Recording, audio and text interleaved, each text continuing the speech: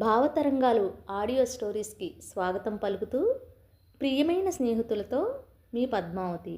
స్నేహితులు, ఈరోజు నేను మీకు వినిపించబోతున్న కథ పాల కోసం రాయి. ఈ కథను రచించిన వారు మందా భానుమతి గారు. ఇక కథలోకి వెళదాం. పాల కోసం రాయి కథ. ఆదివారం పొద్దున్నే 10ంటికి ఇడ్లీలు తింటూ సాధ్యమైనంత సౌమ్యంగా సంభాషణ మొదలుపెట్టింది తేజస్విని. ఆకాష్, 6 నెలల నుంచి ఇంటి ఖర్చుకి నువ్వు ఒక్క రూపాయి కూడా ఇవ్వట్లేదు. నేనెంత అవస్థపడుతున్నానో నీకేమైనా తెలుస్తోందా? చాలా రోజుల నుంచి ఎడమొహం పెడమొహంగా ఉంటూ రోజుకు 2-3 మాటల కంటే మాట్లాడుకోవట్లేదు భార్యాభర్తలు. నిగ్రహించుకుంటున్న కోపంతో మొహం ఎర్రగా అయిపోయింది తేజస్వినికి. ఇలాంటి రోజు ఎప్పుడో వస్తుందని అనుకుంటున్న సరస్వతి మనుమరాలు మయూర్ని ఇంటి వెనక తోటలోకి తీసుకుపోయింది. సరస్వతి ఒక్కగానొక్క కూతురు తేజస్విని. ఇస్తానని చెబుతున్నా కదా, మయూర్ కోసం ప్రతి నెల ఆర్డీ వేస్తున్నావా? ఇల్లు నీ పేరు మీద ఉన్నా ఇంకా ఇంటిలోని 20,000 నేనే కడుతున్నా కదా, ఇంకేం కావాలి? ఇంకో 2 ఇడ్లీలు వేసుకుని సాంబార్లో ముంచుకుని తింటూ తేలిగ్గా అన్నాడు ఆకాశ్ పేపర్ తిరగేస్తూ. సగం సగం తింటున్న పళ్ళెం పక్కకి జరిపేసి విసురుగా లేచి గదిలోకి వెళ్ళి 2 కవర్లు తీసుకొచ్చి పేపర్ మీద పడేలా విసిరేసింది తేజస్విని. ఓ, చూసావన్నమాట. వచ్చే నెలలో బోనస్ వస్తుంది కదా, అప్పుడు కడతాలే. దీనికే ఇంత గొడవ చేస్తావేంటి? బోనస్ ట్యాక్స్ పోగా కట్టాల్సిన దాంట్లో సగం కూడా ఉండదు. మయూ ఆర్డీ 6 నెలల నుంచి కట్టట్లేదు. ఇంటిలోనూ ఏడాది నుంచి ఏం చేస్తున్నావు వచ్చిన జీతం అంతా? మీ పేరెంట్స్ కూడా ఏమీ పంపట్లేదని మామయ్య గారు చెప్పారు. తాగుడు అలవాట్లేదు, రేసులకు వెళ్ళవు. ఏదైనా ఎఫ్ఐఆర్ ఉందా? రోజు రాత్రి 12 దాటాక వచ్చి చప్పుడు అవ్వకుండా భోంచేసి పిల్లిలా పక్కన పడుకునే ఆకాశ్ని ఆ అర్ధరాత్రే ఎప్పటికప్పుడు నిలదీయాలని అనుకుంటూనే ఉంది తేజస్విని. శని ఆదివారాలు పగలంతా ఊరించేలా కబుర్లు చెప్పి రాత్రి ఫ్రెండ్స్ని కలిసి వస్తానని వెళ్ళిపోతాడు. కమాన్ తేజు, ఒక్క నెల టైం ఇయ్యి, అంతా క్లియర్ చేసేస్తా. తేజు బుగ్గ మీద చిటిక వేయబోయాడు. మొహం పక్కకి తిప్పేసింది. ఎట్లా క్లియర్ చేస్తావు? తెల్లవార్లు పోకర్ టేబుల్ దగ్గర కూర్చున్నా? ఇంక నేను భరించలేను ఆకాష్. దేనికైనా ఒక హద్దు ఉంటుంది. కష్టం మీద కళ్ళల్లో నీళ్లు బయటికి రాకుండా ఆపుకుంది. ఓ, అయితే అంతా తెలుసుకున్నావన్నమాట. ఇంక బ్లఫ్ చెయ్యక్కర్లేదు. ఇప్పుడు నా హ్యాండ్ తిరిగింది చూసుకో. ఈ నెలలో అంతా నేనే కొట్టుకొస్తా. నవ్వుతూ ఉత్సాహంగా లేచాడు. ఆకాష్ కేసి నిప్పులు కురుస్తున్నట్లుగా చూసింది తేజు. పోకర్లో బ్లఫ్ చేసింది చాలలేదు, ఇంట్లో కూడా మొదలుపెట్టావు. ఐఐటి గ్రాడ్యుయేట్వి, ఇంత తెలివి తక్కువగా ఎలా ఆలోచిస్తున్నావు? ఏడాదికి 15 లక్షల జీతం, ఎలా ఉండవలసింది మన లైఫ్? మయూ జీతం ఎట్లా కట్టాలా అని జుట్టు పీక్కుంటున్నాను. ఎవరికైనా చెప్పుకుంటే సిగ్గుచేటు. ఇంక మాట్లాడలేనట్లు గదిలోకి వెళ్ళిపోయింది. తనని కానట్లు పేపర్ చదువుకుంటూ కూర్చున్నాడు ఆకాష్. ఇప్పుడు సాఫ్ట్వేర్ భూమి వచ్చాక నగరంలో పబ్బులు, ఎంటర్టైన్మెంట్ సెంటర్లు చాలానే వచ్చాయి. కళ్ళు మిరుమిట్లు గొలిపే కాంతులతో పోకర్ బల్లలు, రమ్మీ సెట్లు, రకరకాల వీడియో గేమ్స్ ఒకటేమిటి లాస్ వెగాస్తో సమానంగా వెలిశాయి. వచ్చిన వాళ్ళు తిరిగి వెళ్లే ప్రయత్నం మానుకునేటట్లు రకరకాల ఆకర్షణలు. ఆకాష్ పనిచేసే కంపెనీ అట్లాంటి క్లబ్లో మెంబర్షిప్ కూడా వచ్చింది. కారు, బోనస్ లాంటి వాటితో పాటు ఒక ఏడాదికి 1,50,000 కడతారు. ఆ క్లబ్బుల్లోనే జిమ్ము, టెన్నిసు, స్విమ్మింగ్ లాంటివి కూడా ఉంటాయి. అవన్నీ ఉపయోగించుకుని ఆరోగ్యంగా ఉంటారని ఆ కంపెనీల ఉద్దేశం అయి ఉండొచ్చు. ఆకాశ్ వంటి తెలివైన వాళ్ళు కూడా దీపం పురుగుల్లా ఆకర్షించబడుతూ ఉంటారు. ఒకసారి సరదాగా చూద్దామని పోకర్ బల్ల దగ్గర కూర్చున్నాడు. చాలా తెలివైన వాళ్ళు ఆడే ఆట అని ఆధునిక యువత నమ్మకం. ఆకాశు డ్రింక్స్కి, అమ్మాయిలకి లోబడడు, కానీ ఐఐటి టాపర్ని కదా, అందరినీ ఒక ఆట ఆడించలేనా అనుకుని రోజు క్లబ్కు వెళ్ళడం అలవాటు చేసుకున్నాడు. 100 రూపాయల స్టేక్స్తో అమాయకంగా మొదలుపెట్టిన ఆకాశు 10,000 స్టేక్స్కి వెళ్ళిపోయాడు. వచ్చేది ఒకసారి అయితే పోయేది 10 సార్లు. ముక్కలు కలవకపోయినా కలిపినట్లు నటిస్తూ పాటని పెంచుకుంటూ పోవడాన్ని బ్లఫ్ అంటారు. 1-2 సార్లు పడతారు, కానీ ముక్కలు కలిసిన వాళ్ళు భయపడకుండా పోటీ పడితే వాళ్లే గెలుస్తుంటారు. ఇంచుమించుగా సంవత్సరం నుంచి అదే లోకమైపోయింది ఆకాష్కి. డాడీ, నేను స్కూల్ మారిపోతున్నాను తెలుసా మీకు? ఇంటర్నెట్లో పోకడల గురించి దీక్షగా రీసెర్చ్ చేస్తున్న ఆకాశు తలెత్తి చూశాడు.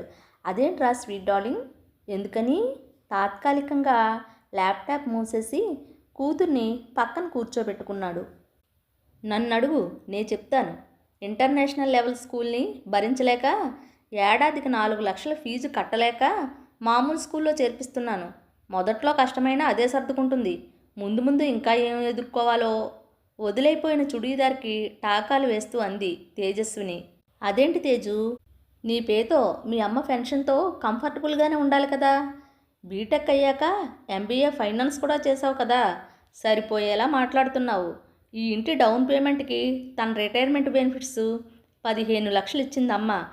ఇంకా ఆవిడ పెన్షన్ గురించి ఆరా తీయడానికి సిగ్గులేదు? మనం ఇక్కడ ఉద్యోగాల్లో చేరాక ఇద్దరి పే కలిపి బడ్జెట్ వేసుకున్నాం. అందుకే మయూని ఆ స్కూల్లో చేర్పించాం. లాస్ట్ ఇయర్ ఫీజు లోన్ తీసుకుని కట్టాను. ఇంకా ఇంటిలోనూ క్రెడిట్ కార్డ్ పేమెంట్స్ ఇవన్నీ నీకు తెలియనివి కావు. తేజస్సుని ఇంకా చెప్పబోతోంది. అబ్బబ్బా, ఇంకా ఆపు. ఈ ఇయర్ డెఫినెట్గా మొత్తం స్మాష్ చేసేస్తాను. Don't worry. ఇంకా ఆగేది లేదా ఆకాష్, నువ్వు మారేది లేదు. అందుకే నేను నిర్ణయం తీసేసుకున్నా.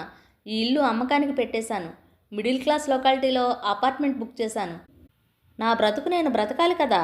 మై గాడ్ తేజు, నాకేం చెప్పక్కర్లేదా? మనం లైఫ్ పార్ట్నర్స్మని మర్చిపోయావా? సోఫాలోంచి ఒక్కసారి లేచాడు ఆకాశ్. 10 ఏళ్ల మయూరి బెదిరిపోయి అమ్మమ్మ గదిలోకి వెళ్ళిపోయింది. నేను మర్చిపోలేదు, నువ్వే నీ లైఫ్లో వైఫ్ ఉందని మర్చిపోయావు. ఎన్నోసార్లు మానేస్తానని ప్రామిస్ చేశావు, కానీ మళ్ళీ మామూలే. ఇంక నా ఓపిక నశించింది. రేపు లాయర్ని రమ్మన్నాను. మనం డైవర్స్ తీసుకుందాం. అనవసరపు దెబ్బలాటలు వద్దు. ఫ్రెండ్స్లా ఉందాం. నువ్వు ఎప్పుడైనా వచ్చి పాపం చూడవచ్చు. కావాలంటే నీ దగ్గరికి తీసుకెళ్ళవచ్చు. నమ్మలేనట్లు చూసి సోఫాలో చతికిలపడ్డాడు ఆకాష్. తేజస్విని కుర్తా అమరిందా లేదా అని చూసుకుంది. 10 కిలోలు తగ్గిపోయింది మరి. అమ్మా లక్కీ, మొట్టమొదట చూసుకోవడానికి వచ్చిన వాళ్ళే ఇల్లు కొనేశారు. మనం వచ్చే నెలలో కొత్త అపార్ట్మెంట్కి మారిపోవచ్చు. మయూ స్కూల్ కూడా అక్కడికి దగ్గరే. నేను ఆఫీస్కి వెళుతూ దాన్ని డ్రాప్ చేస్తాను. నువ్వు తీసుకొద్దు గాని. ఎర్రబారిన కళ్ళతో తేజస్విని కేసి చూసింది సరస్వతి. 2 నెలల క్రితమే ఆకాశ్ కంపెనీ వాళ్ళ బ్యాచిలర్స్ క్వార్టర్స్కి వెళ్ళిపోయాడు. మాట్లాడకుండా డైవర్స్ కాగితాల మీద సంతకం పెట్టేసి తల్లిదండ్రులు, స్నేహితులు ఎంత చెప్పినా వినలేదు. పోగాలం దాపరించిన వారు మిత్రవాక్యమును వింటారా? ఏం లక్కరా, నా జీవితంలాగానే నీది అవ్వాలా? నేను పోరాడి అలసిపోయాను. నువ్వు సుఖంగా ఉన్నావని సంతోషిస్తుంటే ఇలా భోజనాల బల్ల మీద తలపెట్టి బోరుమంది సరస్వతి బ్యాంక్ ఆఫీసర్గా రిటైర్ అయ్యింది. తాళి కట్టినవాడు తాగుడికి బానిసై ఏ ఉద్యోగంలోనూ 4 రోజులు నిలకడగా ఉండలేదు. ఎప్పుడు పెళ్లినాటికి మంచి ఉద్యోగం, పెద్ద జీతం. ఎంతో అట్టహాసంగా చేశారు పెళ్ళి. కంపెనీ కోసం ఒక పెగ్గుతో మొదలుపెట్టి ఏడాది తిరగకుండా అందులో మునిగిపోయాడు. కష్టమో నిష్ఠూరమో కట్టుకున్నవాడితోనూ ఉండాలనే సాంప్రదాయంలో పెరిగింది సరస్వతి. స్త్రీలు ఉద్యోగాలకని ఇల్లు దాటి వెళ్ళడం అప్పుడే మొదలైంది.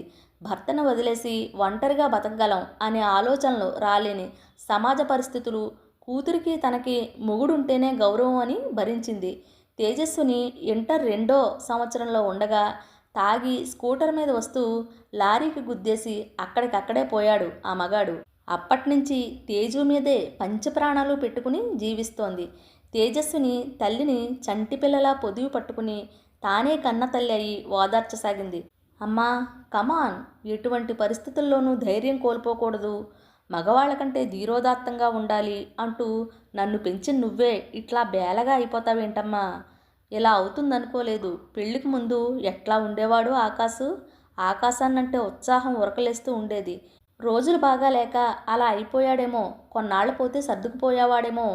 పాల కోసం రాయి వేయమన్నట్లు నీ కోసం మీ నాన్నని భరించాను. అలాగే మయూ కోసం.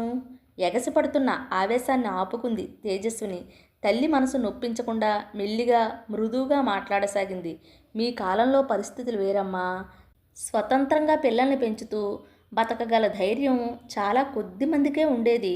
బాహాటంగా 10 మందితో తిరిగినా సర్దుకుపోయే సహనం, తాగి అర్ధరాత్రి ఇంటికి వచ్చి తన్నినా కిక్కురు మనకుండా అన్నం తినిపించి పడుకోబెట్టే ఓర్పు, పిల్లల కోసం అంటూ భరించేవారు. ఆర్థిక స్వాతంత్రం ఉన్నవారికి కూడా తండ్రి నీడ ఉండాలనే తాపత్రయమే కానీ ఇప్పుడు ఆ స్థితి లేదు. ప్రాణం ఇవ్వగల ప్రేమ, దైవం అనుకూలించకపోతే ఏటికి ఎదురెదగల సమర్థత ఉన్నాయి మాలో.